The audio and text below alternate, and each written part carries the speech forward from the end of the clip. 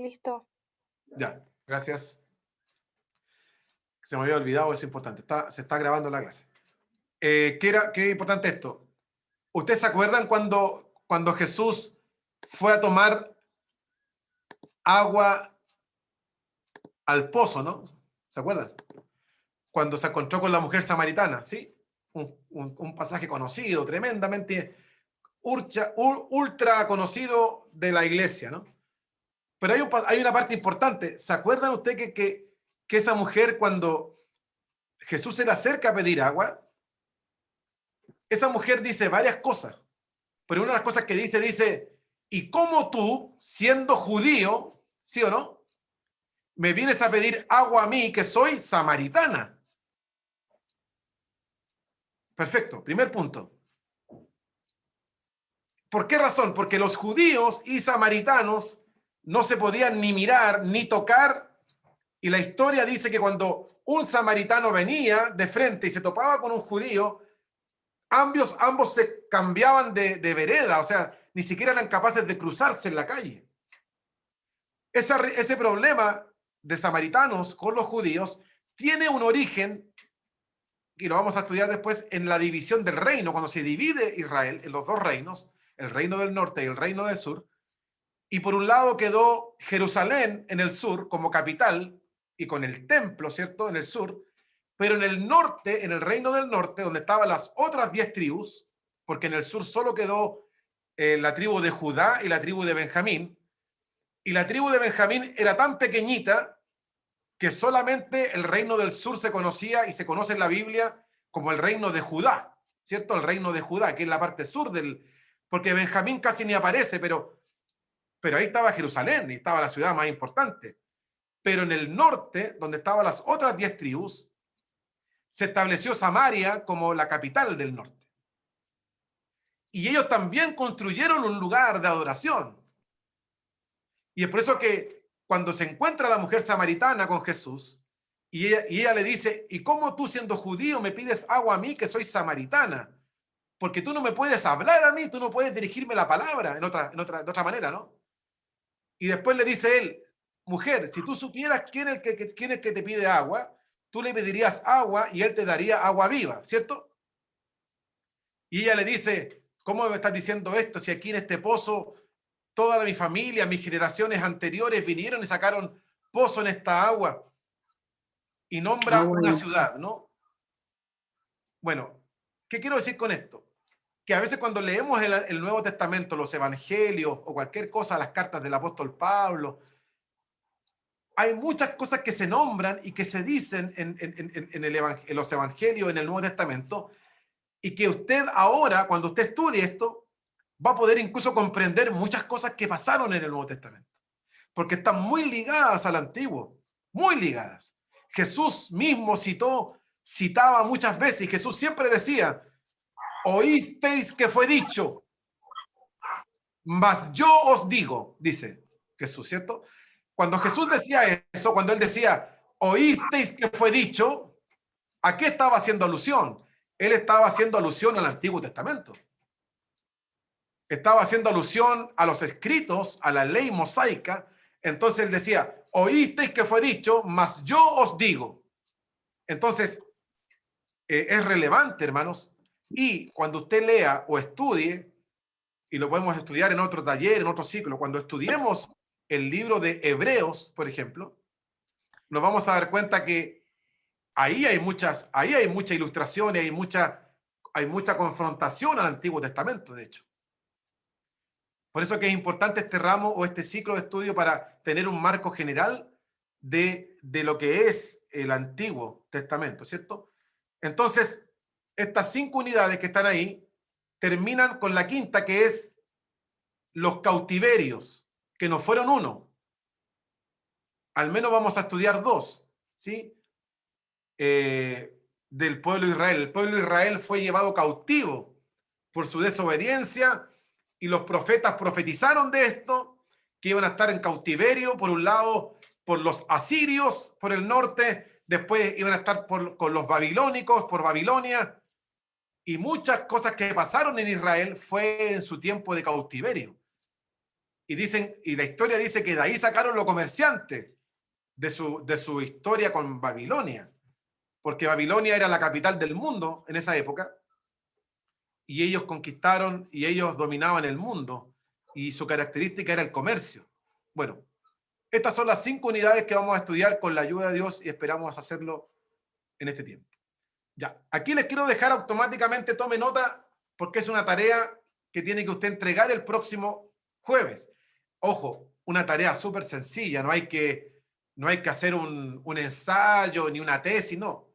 Esto es súper rápido, no hay problemas en ocupar Google, no hay problema en ocupar apoyo de otro tipo. Usted vea cómo lo hace, pero es bueno que usted entregue esta tarea, que es súper simple, hermano, pero es bueno que lo haga. ¿Cuál es la tarea? Tienen que ustedes buscar en internet, en algún libro, en un diccionario, ¿qué son los libros apócrifos? ¿Qué son los libros apócrifos? Primero. Segundo, ¿qué Biblia actualmente incluye los libros apócrifos? Existen al menos 3, pero puede nombrar una por lo menos. Y al menos nombre al menos 5 libros apócrifos. Una tarea fácil, sencilla, pero es bueno que usted la haga, porque de esto vamos también a hablar prontamente con esto. ¿Ya? Así que, ¿qué son los libros apócrifos? ¿Qué Biblia actualmente incluye los libros apócrifos? Y nombre al menos 5 libros apócrifos. ¿Ya? Una palabra media rara, pero una palabra que usted va a ir escuchando durante este tiempo. Bien, seguimos. Y entramos ya de lleno en este tema. ¿Qué es el Antiguo Testamento? ¿Cierto? Y aquí entramos en este tema que usted puede tomar nota o como usted guste, pero es bueno entender que el Antiguo Testamento está basado en una palabra latina que se traduce del griego y del hebreo, ¿cierto? Que significa, un testamento significa que es un pacto, es un acuerdo o es también la última voluntad de alguien. Usted ha visto que la gente que tiene herencias o más recursos dice, esa persona deja un testamento, ¿no? Que es la última voluntad de esa persona, que la deja escrita. Bueno, el Antiguo Testamento era un pacto o un acuerdo entre Dios y los judíos, su pueblo, que en el fondo son los descendientes de Abraham, los hijos de Abraham. Ese es el concepto de lo que es el Antiguo Testamento, el antiguo pacto, ¿sí? Dios prometió cumplir su parte del pacto si los judíos cumplían con la suya. Recuerde que era un pacto, ¿cierto? Recuerde que es un pacto. Dios les dio leyes para guiar su vida y Dios les dio un tabernáculo. Dijo, ¿cierto? En el desierto les dijo construyan un tabernáculo que después se transformaría en el templo, pero el tabernáculo tenía forma, lugares, medidas, materiales, etcétera.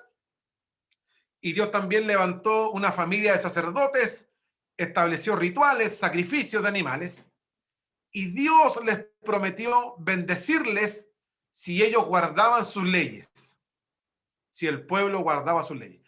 Entonces, pregunto, lo que Dios quiso, lo que Dios propuso, o lo que Dios intentó hacer con su pueblo, ¿el pueblo pudo responder con lo mismo? O sea, Dios cumplió su parte. La pregunta es, ¿el pueblo, que era la otra parte del pacto, pudo cumplir con lo que Dios esperó de su pueblo?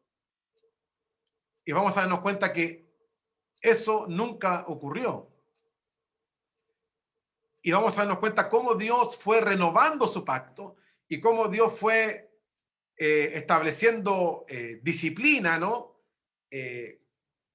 Castigos para tratar de que el pueblo de Israel volviera a él, a su corazón, volviera a su corazón, pero nunca ellos entendieron el propósito de lo que Dios quiso hacer con ellos, ¿cierto? El Antiguo Testamento muestra todo lo que Dios quiso hacer con el hombre a través de un pueblo insignificante, porque así lo dice la Biblia, un pueblo más insignificante de todos, para mostrar su gloria y después vamos a darnos cuenta que eso se cumplió en la iglesia. El plan y el propósito de Dios se cumple con la iglesia. Bueno, en hebreo en hebreo la palabra que se usa, ¿no? En el hebreo es berit, que significa pacto. En griego, diateke, que también significa pacto. Ya, ahora en latín, testamentum, que viene también de pacto y testamento, obviamente. Y en el español, la palabra que usamos nosotros, que es testamento también, que viene mucho del latín, obviamente, significa pacto, acuerdo y también voluntad. ¿Ya? Por eso es que usamos la palabra Antiguo Testamento o Antiguo Pacto y Nuevo Testamento o Nuevo Pacto. Usted se acordará que cuando Jesús celebra la Santa Cena, le dice, esta es mi sangre.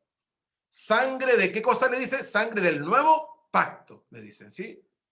Eso es lo que estableció Jesús. Por eso que la Santa Cena para el pueblo cristiano es tan importante. Porque estamos conmemorando un momento crucial en la vida de la iglesia, ¿no? Ahora, un dato importante. ¿Cuál es el dato que quiero dar aquí? Hay más personas que aceptan el Antiguo Testamento en comparación a todas las escrituras religiosas en conjunto. ¿Por qué razón es importante este dato? Porque los judíos, los musulmanes y los cristianos encuentran sus principios en el Antiguo Testamento.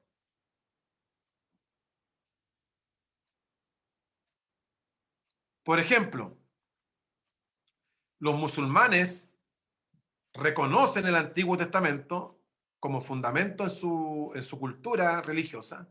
Así también los musulmanes, los judíos, obviamente, y también los cristianos. Nosotros creemos en lo que dice el Antiguo Testamento, con toda claridad y toda fuerza. Ahora, ¿cómo se relaciona el Antiguo Testamento con el Nuevo Testamento?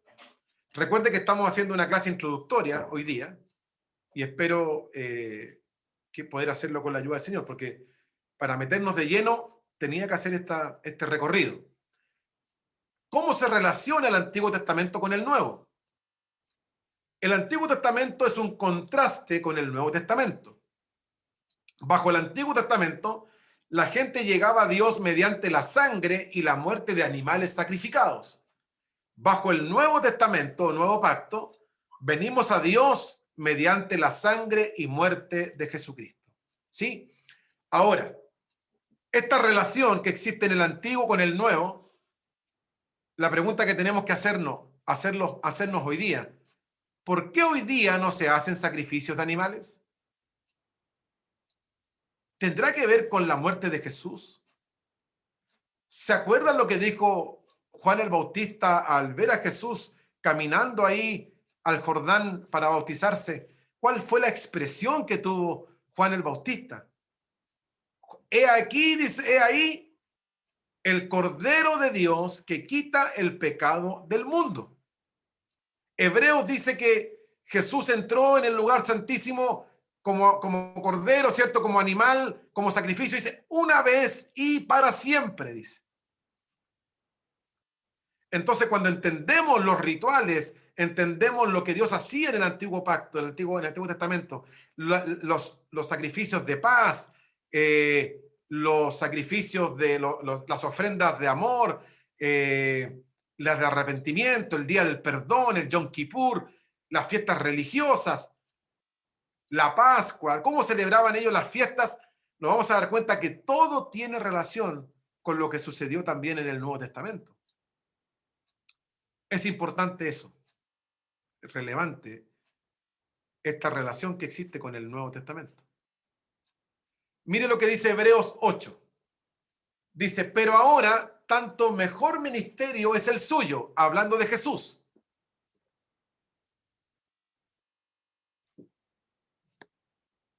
Dice, ¿cuánto es mediador de un mejor, escuche bien, de un mejor pacto establecido sobre mejores promesas? Porque si aquel primero, hablando del primer pacto, ¿no?, hubiese sido sin defecto, ciertamente no se hubiera procurado lugar para el segundo. Porque reprendiéndolos dice, he aquí vienen días, dice el Señor, en que estableceré con la casa de Israel y con la casa de Judá un nuevo pacto. Paréntesis. No sé si se dan cuenta que aquí dice, habla de los dos reinos, como paréntesis nomás. El 8 dice, que estableceré con la casa de Israel y con la casa de, ¿qué dice? De Judá. ¿Se acuerdan lo que hablaba adelante? Que al final el reino se partió en dos. Mire lo que dice el autor. Aquí le está hablando a los dos reinos, no a uno. Es importante este alcance. Dice, en que estableceré con la casa de Israel y con la casa de Judá un nuevo pacto, ¿cierto? No como el pacto que hice con sus padres el día que los tomé de la mano para sacarlos de la tierra de Egipto. No, no, no, no, no. Porque ellos no permanecieron en mi pacto. Y yo me desentendí de ellos. Escuche bien. Y yo de ellos, dice el Señor.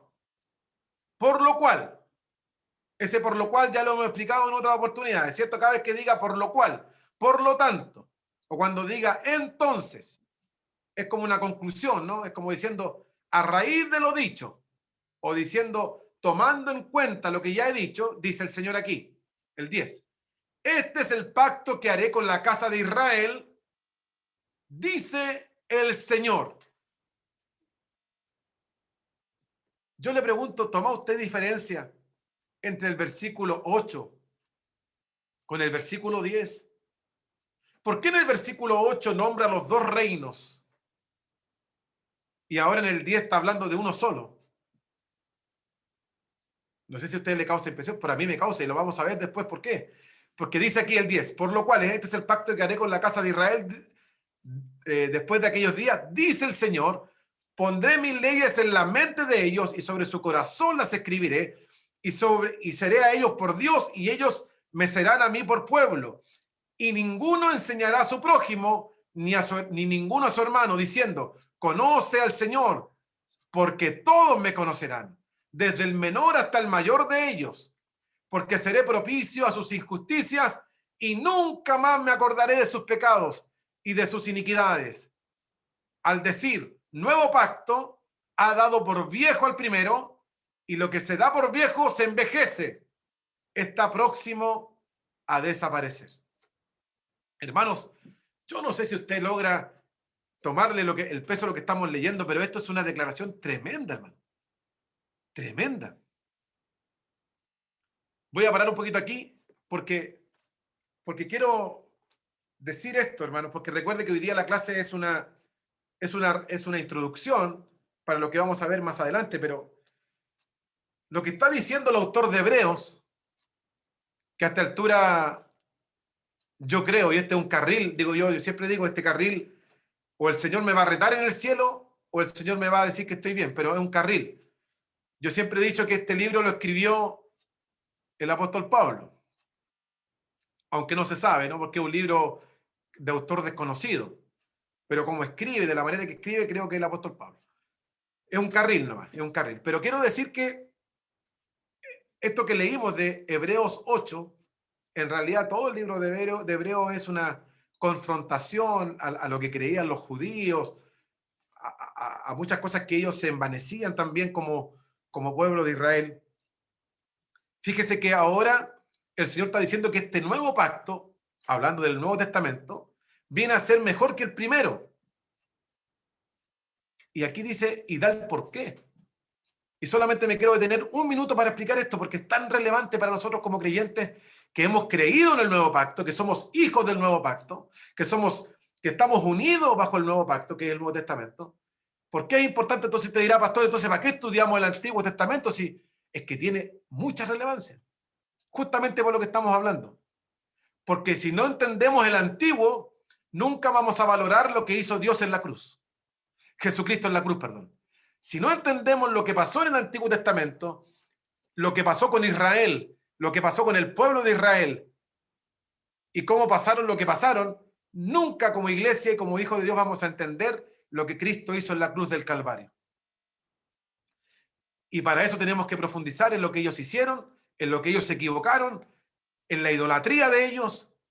Pero quiero decir con todas sus letras, el pueblo de Israel tenía dioses ajenos y los colocaba en lugares altos y después pero hoy día te dirá, pastor, pero nosotros no tenemos dioses, yo no tengo ninguna imagen.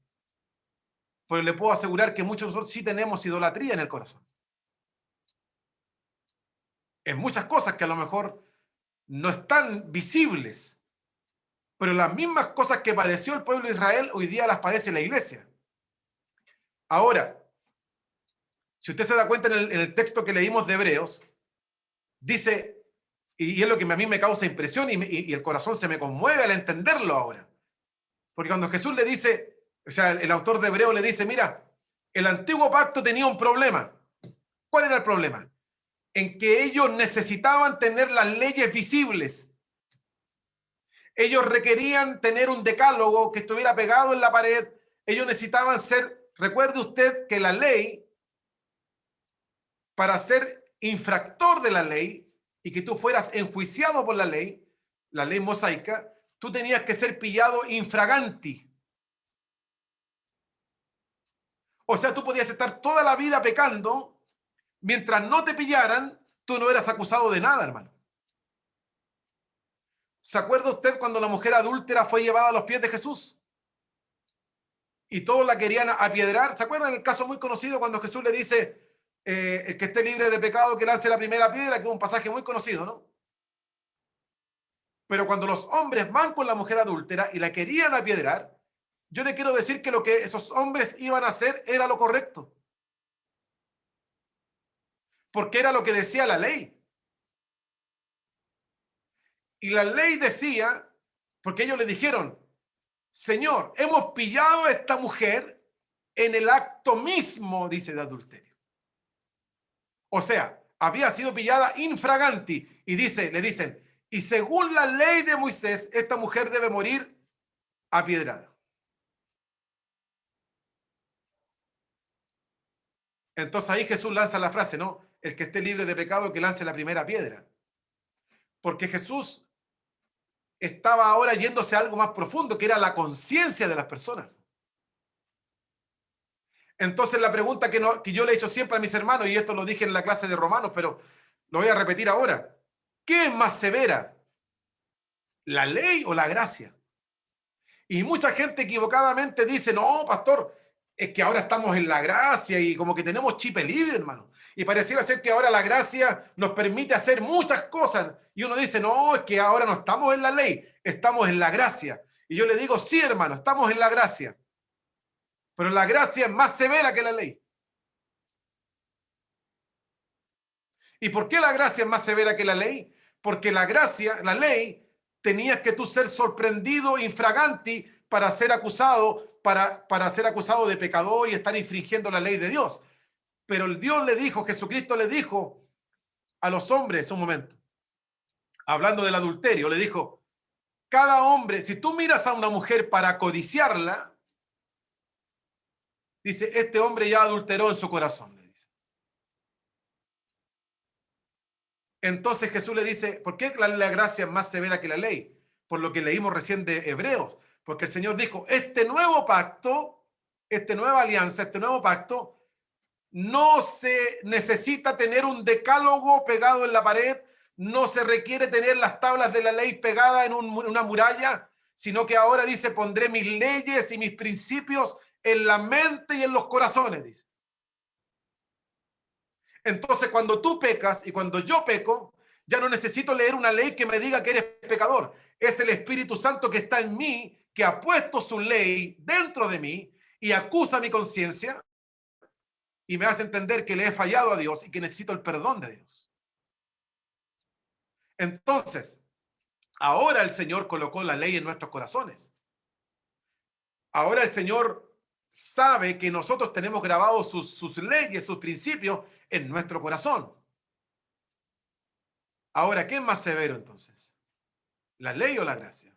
Entonces, aquellos que sostienen que la ley era severa, regla tras regla, pero ahora, pastor, estamos en la gracia, así que tenemos libertad. Sí, tenemos libertad en Cristo, pero el apóstol Pablo dijo que esa libertad que Dios nos ha dado no nos puede hacer otra vez ir al yugo de la esclavitud, dice, no puede.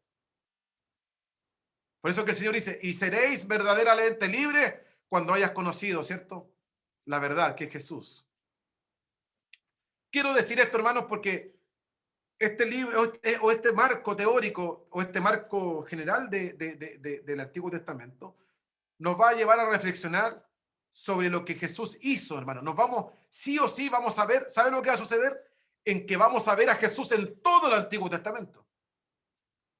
Vamos a darnos cuenta que Jesús está presente en todo el Antiguo Testamento. Nos vamos a dar cuenta que está presente en el tabernáculo, cuando el Señor le dio maná del cielo, cuando después el Señor colocó la nube para que no le llegara el sol, después cuando el Señor hizo descender la columna de fuego en el tabernáculo, después cuando ellos cruzaron el mar, antes habían cruzado el Mar Rojo, después cruzaron el Jordán, cuando Él les dio la victoria en Jericó. Todo, hermanos, tiene relación con Jesús. Y eso es lo que, y es lo hermoso que tiene al estudiar el Antiguo Testamento, mirándolo con los ojos del Evangelio. Dicho esto, quiero seguir con lo que estábamos viendo porque quiero decirles que estos pasajes que están aquí son pasajes, hay muchos más.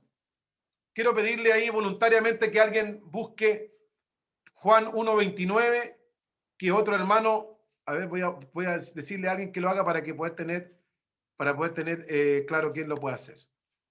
Ya. Hermano Marcelo Nostroza, busque usted, por favor, Juan 1:29. Hermana Dey, Primera de Corintios 5:7. Hermana Connie Díaz, por favor, ayúdeme usted con Mateo 5:17. Por favor.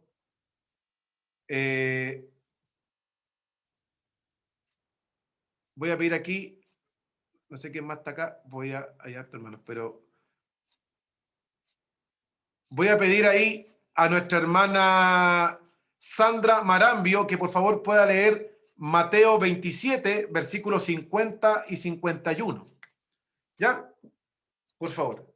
Ya, hermano Juan. Hermano Marcelo y Nostroza.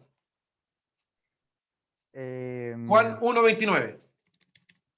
El siguiente día vio Juan a Jesús que venía a él y dijo: He aquí el Cordero de Dios que quita el pecado del mundo. Amén. Amén. Esto lo dije hace poquito, ¿no? Gracias, hermano. Cuando Juan el Bautista ve a Jesús. Quiero decirle, hermanos, que si yo no entiendo lo que significaba para el pueblo de Israel el sacrificio de un cordero, lo que significaba el ritual del sacrificio del cordero, cómo se sacrificaba un cordero, qué es lo que se hacía con la sangre de ese animal, qué es lo que hacía el sacerdote con el animalito recién degollado, todo eso que era parte de un ritual, si yo no lo entiendo en profundidad, no voy a poder entender lo que acaba de leer el hermano. Porque suena lindo, ¿no? Cuando Juan le dijo, he aquí el Cordero de Dios que quita el pecado del mundo. Y lo hemos escuchado miles de veces. Pero cuando entendemos lo que Juan estaba diciendo, tendríamos que irnos al Antiguo Testamento y entender los sacrificios que se hacían en el templo, por qué se hacían, qué tipo de animal se ocupaba, qué hacía el sacerdote, etcétera, etcétera. Por eso es que es importante estos textos que estamos leyendo, que son del Nuevo Testamento. Primera de Corintios 5:7. ¿Quién lo tiene?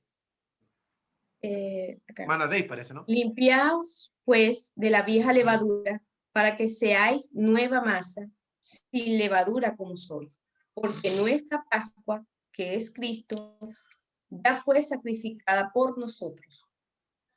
Amén. Qué tremendo este texto, y sabe que parece como que nos estuvieran hablando en chino, porque dice que Jesús es nuestra Pascua.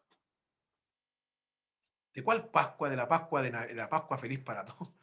De la Pascua que están celebrando ahora el mundo el viernes cuando reparten los huevos, el domingo, no sé qué cuestión hace el mundo. ¿De qué está hablando? ¿Por qué dice que Jesús es nuestra Pascua? ¿Sabe lo que tenemos que hacer para entender este texto o lo que está hablando Pablo ahí? Tenemos que obligatoriamente irnos al Antiguo Testamento. Y estamos obligatoriamente a revisar lo que es la Pascua. ¿Qué se celebraba en la Pascua?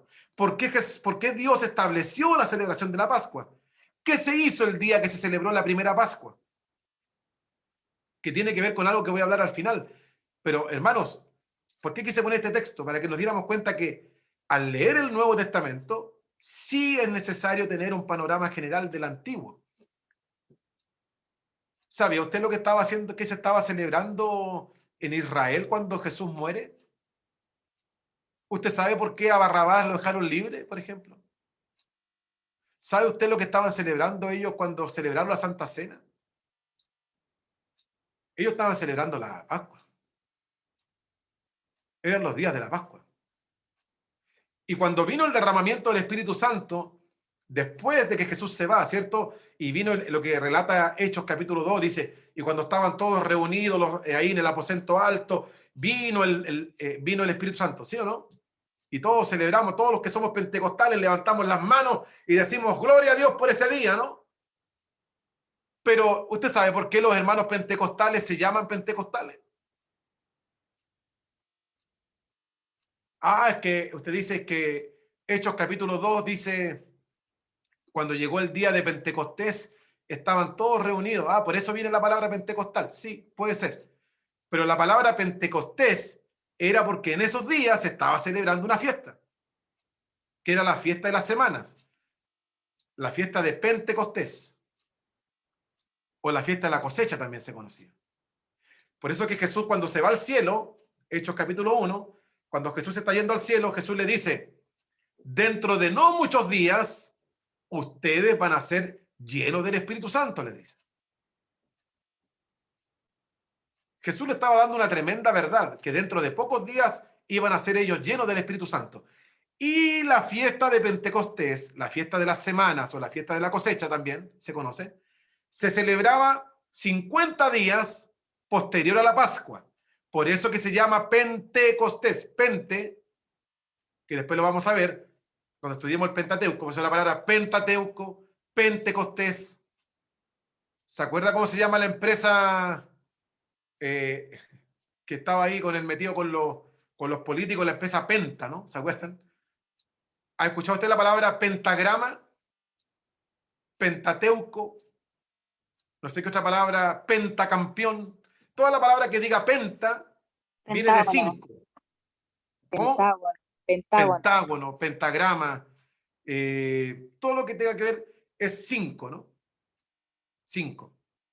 Entonces, ¿por qué digo esto, hermanos? Porque es relevante comprender cosas del Antiguo Testamento para poder comprender con profundidad el Nuevo Testamento. ¿Quién tiene Mateo 5:17? ¿A quién se le dio el 5:17? ¿A alguien? A la Connie, parece, ¿no? No me acuerdo. Sí. Dice, no penséis que he venido a abolir la ley o los profetas. No he venido a abolir, sino a cumplir. A cumplir. Hermano, Jesús dijo, porque, a ver, ¿cuál era la mayor confrontación que tenía Jesús? A Jesús lo confrontaban porque sanaba un día sábado, ¿se acuerdan? Y él decía a la gente, bueno, ¿por qué sana un día sábado? Si no puede sanar, no puede. ¿Sabe lo que hacían los fariseos y los escribas? A ellos les importaba más que él no hiciera nada a que sanara a una gente. Y Jesús le dijo, ¿no es mejor decirle a esa persona, sé sano o tus pecados te son perdonados, a que ustedes me estén aquí confrontando con esta cuestión de que no puedo hacer nada? Porque ellos recuerden que en el día del Sabbat ellos no podían ni siquiera recoger una hoja del piso. Y Jesús siempre fue confrontado. Entonces en un momento Jesús dijo, a ver, yo no he venido a abolir la ley. No, yo he venido a cumplir la ley. Y ellos quedaron más metidos. ¿Sabe por qué? Porque la ley decía que sin derramamiento de sangre no había remisión de pecado. Ahora Jesús se presenta como ese cordero, con lo que leyó el Marcelo, ¿no? Juan 1:29. Ahora Jesús se presenta como ese animalito, ¿no? Como cordero fue llevado al matadero, dice, y no abrió su boca, porque él ahora se presentó él como un animal, sin mancha delante de Dios, para que a través de su sacrificio en la cruz y el derramamiento de su sangre, tú y yo fuésemos limpios de nuestros pecados. Pero para entender el sacrificio de Jesús en la cruz, tengo que ir al Antiguo Testamento, repito esto, para poder entender lo que significaba la fiesta del perdón, lo que se conoce como el Yom Kippur. Tengo que saber lo que pasaba ese día, que era la fiesta del perdón, que era una vez al año. Tengo que saber cómo se hacía, tengo que saber cómo se elegía el animal, tengo que saber por qué el sacerdote se ponía una ropa especial, por qué el sacerdote entraba con una cuerda amarrado de pies hacia adentro, por qué la túnica le llegaba a los pies, por qué la túnica llevaba campanitas en los pies, por qué la gente, los sacerdotes que entraban de manera indigna, que no se afectaban, por ejemplo, que ellos debían depilarse completamente, y si uno entraba de manera indecorosa, era muerto solo con la presencia de Dios en el lugar santísimo, y luego tenían que sacarlo con la cuerda, por eso entraban con una cuerda amarrada a los pies, porque ni siquiera podían sacarlo con las manos, tenían que tirarlo. ¿Por qué pasaban esas cosas, hermano? Tenemos que entender para luego entender lo que hizo Cristo en la cruz. Y cuando logro eso entender, mire, hay un pasaje muy simpático que es cuando que muchas veces lo predicamos en la calle, yo lo dije miles de veces en la calle, predicando, cuando uno dice, así como Moisés levantó la serpiente en el desierto, ¿qué más sigue? Así es necesario que el Hijo del Hombre sea levantado para que todo aquel que en él cree no se pierda, más tenga vida eterna. De memoria, ¿cierto? Yo le pregunto a qué se estaba refiriendo Jesús o el que estaba hablando ahí, que era Juan. Dice, así como Moisés levantó, ¿qué cosa? La serpiente en el desierto, así es necesario que el Hijo del Hombre sea levantado. Yo le pregunto, ¿de qué está hablando? Y estoy obligado a irme al Antiguo Testamento. Estoy obligado a irme al libro de Éxodo o Números, cuando habla de cuando el pueblo de Israel se puso desobediente y empezó a murmurar, a murmurar y a murmurar contra Moisés, y empezaron a hablar y empezaron a renegar contra Dios y empezaron a criticar a Moisés y empezaron a criticar a Dios porque no había comida, no había agua, estaban cansados de comer maná y todo era crítica, crítica, crítica, queja, queja, queja, murmuración, murmuración. Y Dios le dijo, ¿saben qué? Me cansaron, les voy a mandar serpientes para que se los coman, o sea, para que los piquen y se mueran estos. Así de simple, ¿no?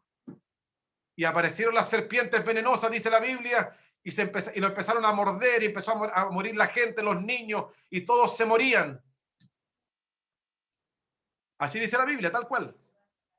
Y Moisés, viendo el dolor de la gente que estaban muriendo, Moisés le pide misericordia, dice, Señor, perdona a este pueblo, que este pueblo es duro de servir, ten misericordia de ellos. Y ahí Dios le habla a Moisés y dice, Moisés, levanta una serpiente de bronce, fabrícate una serpiente de bronce y levántala. Y todo aquel que mire la serpiente va a ser sano. Y va a quedar libre de toda enfermedad y de toda muerte. Cuando yo leo eso y entiendo lo que pasó en el desierto, uno dice, ahora entiendo lo que está diciendo Jesús. Que así como Moisés levantó esa serpiente allá, y donde la gente miraba a la serpiente, y todos los que miraban la serpiente de bronce eran sanos y eran libres de la muerte, de la misma manera todos los que miren la cruz de Cristo y se encuentren con Jesús van a pasar de muerte a vida y ya no habrá enfermedad, porque Cristo carga la enfermedad de todos nosotros, dice la Biblia, en la cruz. Por sus llagas fuimos curados. No sé si me logro entender, pero quiero decir que cuando yo logro comprender muchas cosas que se dicen en el Nuevo, estoy obligado a irme al Antiguo Testamento. Qué importante, hermano. ¿Quién tiene Mateo 27, 50, 51? Yo. Vamos. Dice, Jesús, habiendo otra vez clamado a gran voz, entregó el Espíritu. Y he aquí, el velo del templo se rasgó en dos, de arriba abajo, y la tierra tembló, y las rocas se partieron. Amén. Amén. Hermano, ese hecho es un hecho glorioso que sucedió el día que Jesús muere, hermano. Lo que leyó la hermana Sandra es que cuando Jesús muere en la cruz, no solo hubo terremoto, no solo se abrieron los sepulcros, no solo hubo un caos, sino que dice que algo pasó en el templo. He aquí, el velo se rasgó en dos, de arriba a abajo. Y para poder entender ese hecho, sí o sí tengo que conocer lo que significaba el templo, qué es lo que es el lugar santo, qué es lo que es el lugar santísimo. lo que pasaba, por qué Dios separó dos lugares, por qué solo algunas personas, por qué algunas personas podían entrar a ciertos lugares y no otras, etcétera, etcétera. Es tremendo, hermanos, esto, entenderlo. Entonces, cuando yo leo y no tengo esta información del antiguo, lo leo como un libro, como un texto más. Pero cuando yo tengo conocimiento de lo que estoy leyendo, yo logro decir, qué tremendo eso. Porque eso quiere decir que ya no hay dos lugares separados. Ya no hay lugar santo y lugar santísimo. Cuando muere Jesús, se sacó la división y ahora todos tenemos entrada al lugar santísimo. ¡Oh, qué tremendo, hermano! Es para saltar en una pata, hermano. Porque en el lugar santísimo no podía entrar nadie más que el sumo sacerdote. Y una vez al año. Pero ahora dice el Señor, en lo que leímos y en Hebreos también dice, que ahora tenemos libre acceso al lugar santísimo por medio de la sangre de Cristo. Y cuando dice que fue rasgado de dos, pero dice de arriba hacia abajo, que diga de arriba hacia abajo también no debe pasar por alto, porque esto quiere decir que fue una intervención divina. No fue casual que se partiera el velo de esa manera. Y lo tercero es que cuando se abrió el velo de arriba a abajo, nadie de lo que estaba mirando murió. Y usted dirá, ¿y por qué no murieron? Porque debían haber muerto, de acuerdo a lo que se leía en el Antiguo Testamento. ¿Por qué no murieron? ¿Y sabe por qué no murieron? Porque la presencia de Dios ya no estaba ahí. Porque la presencia de Dios andaba caminando por las calles de Galilea y por las calles de Jerusalén. Hermanos, cuando tú logras esto, entender, hermanos, te debe conmover el corazón pero sí necesitamos ir al Antiguo Testamento. Cuando leemos la mujer adúltera, que recién les hablé de eso, cuando hablamos del día de reposo, cuando hablamos de los fariseos, del odio a los samaritanos, del pueblo judío, de cómo era el templo, de los patios del templo, de los lugares del templo, de la cueva de ladrones. ¿Se acuerdan cuando Jesús rompió todo al fuera del templo y dijo, ustedes han transformado mi casa la casa de oración la han transformado en una cueva de ladrones? ¿Se acuerdan? ¿Por qué Jesús se enoja? ¿Qué es lo que vio Jesús? Que le vino a él una ira, un enojo, un celo. La Santa Cena. ¿Qué significa la Santa Cena? ¿Por qué celebramos la Santa Cena? Las profecías mesiánicas. ¿Por qué? ¿Qué profecías se dijeron de Jesús y que se vinieron a cumplir con él? Qué tremendo, hermano. Yo voy a detenerme acá porque si no voy a seguir con esto y me voy a detener, porque nos vamos a meter ahora en la composición del Antiguo Testamento. Pero quería cerrar aquí porque, repito, esta es una introducción y era como calentar motores, pero mi intención es que usted pueda agarrarle el gustito al ramo. Esa es la verdad. ¿Por qué razón? Porque ¿sabe lo que le va a pasar? ¿Qué es lo que me pasó a mí? Ojalá le pase a usted. Que cuando yo estudié este ramo, esto se estudia como en primer año del seminario bíblico, pero ¿por qué me cautivó este ramo a mí? Porque yo había muchas cosas que no entendía del Nuevo Testamento. Entonces, cuando yo leía el Nuevo Testamento y no entendía lo que estaba leyendo, trataba de buscar la referencia y me iba al Antiguo a tratar de entender. Porque esto es lo que va a llamar la atención. Vamos a darnos cuenta que sí, hay cosas que leemos, pero que no las entendemos. Y solamente di 3 o 4 ejemplos, pero hay muchos, hermano, muchos. Hay un pasaje que es muy, muy bonito que está en el capítulo 7 u 8 de Hechos, cuando muestra la historia, cuando viene este etíope, ¿no? Este hombre eunuco, dice que va camino al templo y se encuentra con Felipe, y Felipe le habla, le dice, ¿qué están leyendo? Y le dice, estoy leyendo al profeta Isaías, dice, ¿no? Y le dice, ¿entienden lo que lees? Y aquí este hombre le responde a Felipe, ¿cómo voy a entender si nadie me enseña? Le dice. Y dice que él se sube al carro y dice que le comenzó a hablar de Jesucristo, hermano. Y este hombre estaba leyendo Isaías, que es del Antiguo Testamento. Y es tanto lo que le habló Felipe, es tanto la confrontación que tuvo Felipe con él, que llegó un momento en que el hombre le dijo, oye Felipe, aquí hay agua, aquí hay agüita. ¿qué impide que yo sea bautizado? Me imagino que Felipe tiene que haberle hablado de Cristo, de la salvación, ¿no? Del bautismo y todo eso, porque el hombre le dijo, ¿qué impide que yo sea bautizado? Hay agua. Y el hombre le dijo, si crees de todo corazón, bien puedes, le dice. Dice que descendieron, lo bautizó, y después Felipe desaparece de la vista del hombre, ¿no? Y Felipe apareció en otro lado. ¿Qué estaba leyendo este hombre? Estaba leyendo el Antiguo Testamento. Y estaba leyendo el pasaje de Isaías cuando dice, como cordero fue llevado al matadero, ¿cierto? ¿Se acuerdan cuando Jesús volvió del desierto, capítulo 4 de Lucas, y se mete en la sinagoga Jesús? Y él, sin ser rabino, porque no tenía ese grado, pero aún así lo reconocían y le hicieron leer el rollo. Y él dice, y lee el rollo, y dice que él leyó cuando dice, el Espíritu del Señor está sobre mí por cuanto él me ha ungido, ¿cierto? ¿Qué estaba leyendo Jesús? Estaba leyendo el Antiguo Testamento. Entonces, es importante esto, porque a medida que vamos a ir avanzando, vamos a ir dando cuenta que, sin duda, el Evangelio o el Nuevo Testamento está muy ligado al Antiguo y que nos va a generar hambre de indagar muchas cosas. Vamos a estudiar, a contar del próximo jueves, la composición de la Biblia.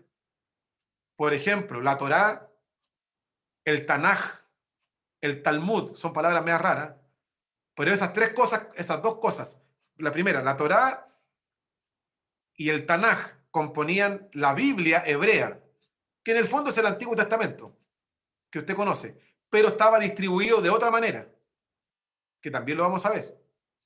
Y también el pueblo de Israel tiene otro libro, un tercer libro, que se llama el Talmud, que hasta el día de hoy lo ocupan, que son escritos que a medida de la historia de Israel, ellos fueron tomando nota de doctrina, de ritos y de cosas que hasta el día de hoy tienen, y que ellos en cautiverio, sobre todo en cautiverio, ellos fueron adoptando cosas que después las transformaron casi en cosas divinas en el fondo. Pero ellos cuando leen la Biblia, leen los escritos en un sábado en la sinagoga, ¿qué cree usted que leen? Ellos leen el Antiguo Testamento, el mismo que usted tiene, el mismo que tengo yo, solamente que ellos le llaman el Tanaj. Y el Tanaj tiene sus primeros 5 libros, que es el Pentateuco, que son Génesis, Éxodo, Levítico, Números y Deuteronomio, que son los 5 primeros libros de la Biblia, que nosotros lo conocemos como Pentateuco. Para el judío es la Torá, que es la ley. Y era en torno a la ley, a los primeros 5 libros, a los cuales Jesús siempre fue confrontado. Cuando Jesús le decía, Jesús, mira lo que está pasando. La ley de Moisés dice esto. ¿Qué dices tú? Y ahí Jesús decía siempre, oíste que fue dicho, mas yo os digo. Y ahí empezaba Jesús a hablar, ¿no? Por eso es que es importante entender. Y no nos vamos a meter en los libros, porque eso es otro ciclo de estudio. Simplemente vamos a hacer el recorrido histórico. ¿Cuáles son los libros que tiene el Antiguo Testamento? ¿Quiénes fueron sus autores? ¿En qué contexto histórico se escribieron? ¿Hacia quiénes iban dirigidos? ¿Hacia quiénes iban dirigidos? Porque hay profecías que se dijeron que iban destinadas a un rey, porque vamos a darnos cuenta cuando lleguemos a estudiar los reyes, yo diría que el 99,9% de los reyes fueron malos. Hubieron muy pocos reyes malos. Y usted cuando lee el libro de Reyes o lee el libro de Crónicas, se da cuenta, dice, y Jeroboam, qué sé yo, reinó sobre Israel 4 años, y dice, y hizo lo malo delante de Dios, dice. Y no anduvo con su corazón recto delante de Dios. Y construyó lugares de adoración a Baal. Hermanos, casi todos los reyes fueron idólatras, hermano.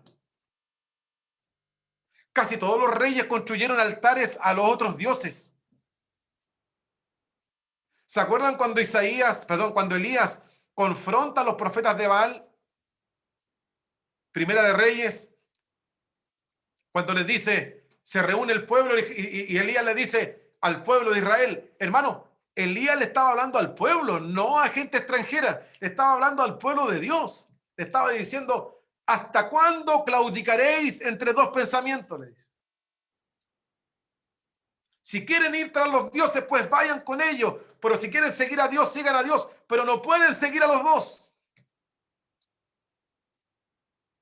Y él dice, el Dios que haga descender fuego, este será Dios. Y a él vamos a adorar.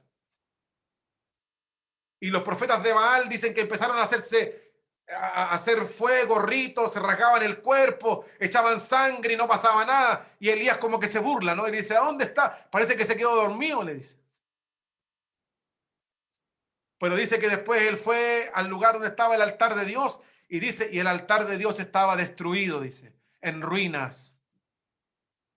Y dice que empezó a juntar las piedras, juntó 12 piedras que representaban las 12 tribus de Israel, le echó agua, le echó más agua, le echó más agua, más agua, más agua, más agua, más agua. Y de repente Elías dice, Señor, aquí está tu siervo, no me dejes en vergüenza.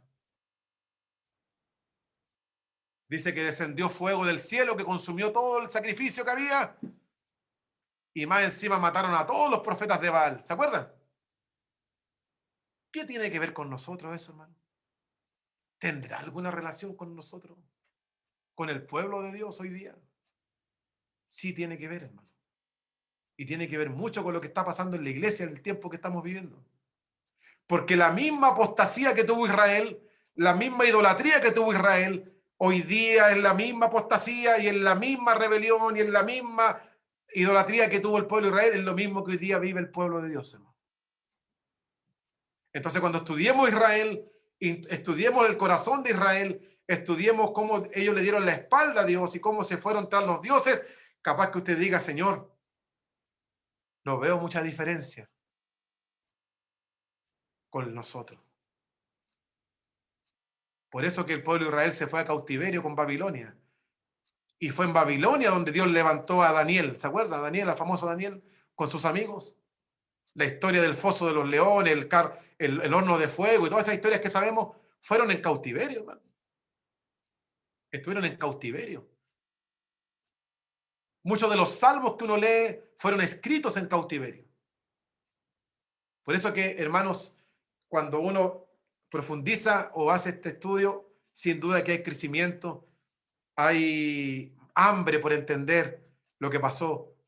Y estoy seguro que cuando estudiemos esto, comencemos ya de lleno, vamos a darnos cuenta de lo hermoso que es el Antiguo Testamento y cómo Jesús aparece en todo el Antiguo Testamento. Jesús está presente en todo. Un dato, cuando Dios dice, hagamos al hombre a nuestra imagen y semejanza, ¿por qué dice, voy a hacer al hombre? ¿Por qué no dice, por qué dijo, hagamos? ¿No será que Jesús siempre existió? ¿No será que Jesús cuando dijo que desde antes de la fundación del mundo, el cordero que fue inmolado desde antes de la fundación del mundo? Por eso que la caída del hombre no es un plan B, no es que Dios se le escapó de las manos, igual como decimos ahora con esta cuestión del COVID, pareciera ser que esto se le escapó de las manos a Dios. No, hermanos. Nunca Dios tiene un plan B, Dios siempre tiene un plan A. Y la historia del mundo y la historia de la humanidad siempre ha sido de la mano con lo que Dios ha establecido. Y por eso que digo, cuando el Señor le dice a la mujer, a la serpiente le dice, te arrastrarás y le da, y qué sé yo, y después le dice a la mujer, sobre tu simiente, tú le heriste en el talón, pero yo te voy a herir en la cabeza, le dice el Señor. Esa dicen que es la primera promesa, mesiánica que está en la Biblia. Bueno, y termino con esto, son las 9:22, cuando dice, el Señor le dice al pueblo de Israel, yo no quiero que tengan rey, porque yo soy su rey.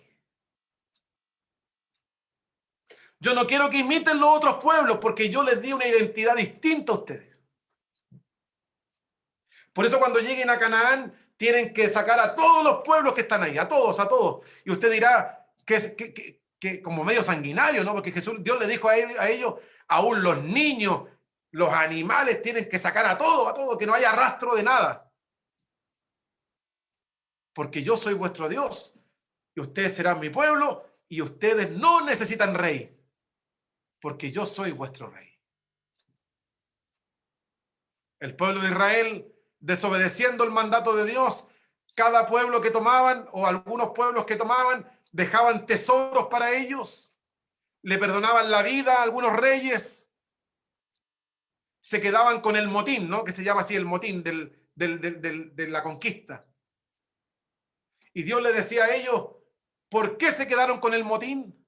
Si yo les dije que no se quedaran con nada. ¿Por qué le perdonaron la vida al rey si yo les dije que ustedes tenían que matar a todos los que eran del pueblo? ¿Qué pasó? Que llegó el momento en que el pueblo de Israel comenzó a adoptar costumbres de los pueblos que estaban al lado de ellos. Y se empezaron a mezclar. Los hijos ya no eran judíos, o sea, hebreos, sino que eran mezclados con la gente cananea, con los amalacitas, con todos los pueblos que rodeaban a Israel. ¿Y sabe cuál fue el problema más grande? Que llegó el momento que ellos dijeron, queremos tener rey. Todos los pueblos tienen rey. Nosotros también queremos tener un rey, pero un rey físico, un rey de carne y hueso. Y Dios le dijo, ¿y para qué? Si yo soy vuestro rey. Entonces nos vamos a dar cuenta, hermano, en la Biblia, que nunca fue la voluntad de Dios que el pueblo de Israel tuviera rey.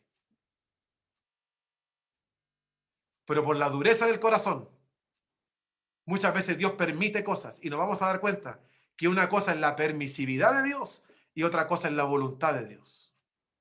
Y hay cosas que Dios permite por nuestra dureza, igual que el pueblo de Israel, pero que no es la voluntad de Dios. Y que Dios las permite simplemente por la dureza de nuestro corazón, nada más. Y por la dureza del corazón, Dios le dijo, ok, ¿quieren tener rey? Ok, ni un problema, van a tener rey. Pero aténganse a las consecuencias, le dijo Dios. Y fue así como fue el primer rey que tuvieron, que fue Saúl.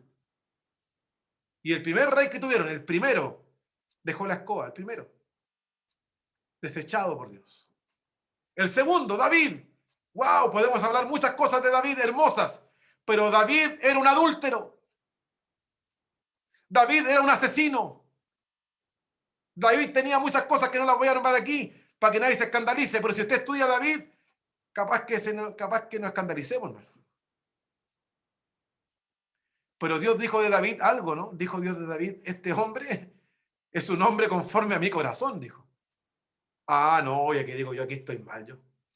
No entiendo nada, digo yo. Dios no te entiendo yo, pues. Mira lo que hizo David. Las cosas que hizo. Dese cuenta que David al morir, hermanos, le tuvieron que meter 2 mujeres en la cama. ¿Sabe usted eso? Y Dios dijo que era un hombre conforme al corazón de él. No, ahí yo no entiendo, digo yo, Dios. Pero después nos damos cuenta por qué Dios dice eso de David. Y vamos a darnos cuenta por qué Dios le dijo, de tu descendencia, David, nunca será cortada tu descendencia. ¿Qué había en el corazón de David? ¿Qué vio Dios en el corazón de David? Es muy lindo estudiar David, la historia de este rey, ¿no? Que a pesar con sus errores, sus pecados, sus bajezas, sus debilidades, fue un hombre que Dios dijo, este hombre es conforme a mi corazón. ¿Por qué mató David a Goliat y muchas otras cosas más que vivió David? Lo vamos a estudiar también. Y vamos a dar cuenta que antes que David matara a Goliat, David mató un oso. Y David dijo, de la misma manera como rescaté las ovejas de la boca del oso, no tengo problema en matar a un gigante.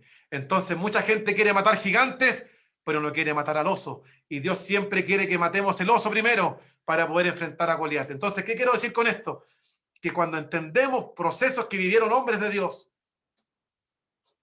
no nos vamos a quedar solamente con la victoria y con lo hermoso de su culmine historia, sino que también vamos a estudiar el proceso. ¿Qué vivieron esos hombres? ¿Qué vieron? ¿Qué pasaron para ser los hombres que fueron? Así que termino de esta manera. Yo quiero agradecer a Dios por tu tiempo. Quiero que usted abra su micrófono si tiene alguna pregunta, alguna opinión, algo que quiera aportar, algo que quiera decir respecto a lo que hablamos hoy día. Recuerde que es una clase introductoria nomás, en la introducción a este hermoso ciclo, pero quiero preguntar si hay alguno que quiera opinar algo, aportar algo, decir algo, criticar algo. Es bueno que también te escuchemos si tienes algo que decir, porque la clase puede ser enriquecida con tu aporte. Así que si usted quiere decir algo, o al menos qué le pareció la clase o algo, puede prender su micrófono y decir algo. Ya. ¿Quién va a ser el primero? O voy a preguntar yo. Ya, yo voy a hablar. A ver. Imperio. Ah, Alejandro, nuestra hermana Alejandra Ruz dice ahí, y luego nuestra hermana Joana. Hermana Alejandra dice. Alejandra o Alejandro, no sé. Daniel. Danielito, dale. Sí. Este teléfono es mi esposa. No, a pesar de todo, como el corazón de uno es tan engañoso, uno ve la misericordia de Dios hasta el día de hoy. Y en eso Dios trabaja.